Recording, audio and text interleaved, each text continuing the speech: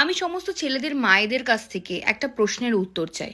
আপনার ছেলেকে একজন ভালোবেসে তার বাবা মা বাড়ি সবকিছু স্যাক্রিফাইস করে আপনার বাড়ি আসে। আপনার ছেলে কখন খাচ্ছে, কখন ঘুম থেকে উঠছে, কি খেতে ভালোবাসে, তার পছন্দের রং কি, মানে সে তার পুরো লাইফটাই স্যাক্রিফাইস করে দিয়েছে আপনার ছেলের জন্য।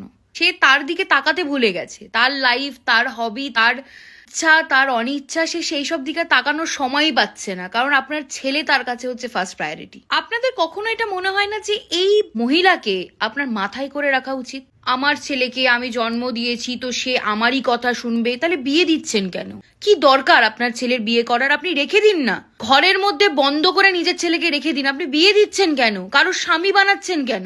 একজন মেয়ে তার সবকিছু ছেড়ে দিয়ে চলে আসে শুধু একটা মানুষের দিকে তাকিয়ে, এই মানুষটার সঙ্গে থাকতে চাই, শুধু থাকতে চাই আমি এই মানুষটার সাথে। তাকে থাকতে দেওয়া হয় না। তার সম্পর্কের মধ্যে আপনাকে 3 নম্বর ব্যক্তি হয়ে ঢুকতে হবে, সেই সম্পর্কটাকে নষ্ট করতে হবে, ছাড়খাড় করতে হবে। একটা মা হয়ে কিভাবে পারেন আপনারা এটা করতে? একটা মা হয়ে নিজের ছেলের সংসার ভাঙতে আপনাদের এত আনন্দ কিসের? মজা, ওদের সংসার ভেঙে যাচ্ছে, আমার ছেলের ডিভোর্স হচ্ছে, মানে বিশাল একটা অ্যাচিভমেন্ট না? আমার চোখে আমার ছেলে কোনোদিন বড় হতে পারবেন না, তাহলে কোলে বসিয়ে দুধ খাওয়ান, বিয়ে দিচ্ছেন কেন? আমি আমার ছেলেকে অন্য কারোর সাথে দেখতে পারবো না, এমন কথাবার্তা এগুলো যেন শুনে মনে হয় কোনো প্রেমিকা বলছে, মা বলছেন। এগুলো মায়েদের ডায়লগ না।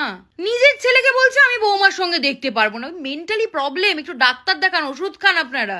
আমার ছেলে, তার ফার্স্ট প্রায়োরিটিতে আমি থাকবো। আমাদের বাবা মা নেই, আমাদের বাবা মা ছেড়ে আমরা আসি না, তাদের শরীর নেই, তাদের শরীর খারাপ হয় না, আমি জন্ম দিয়েছি, আমি পড়াশোনা করিয়েছি, আমি এই করেছি, আমি হেন করেছি, তেন করেছি। আরে সে কারোর হাজবেন্ড, কারো কাছে তার পুরো জগৎ, সে কারো কাছে তার পুরো লাইফ।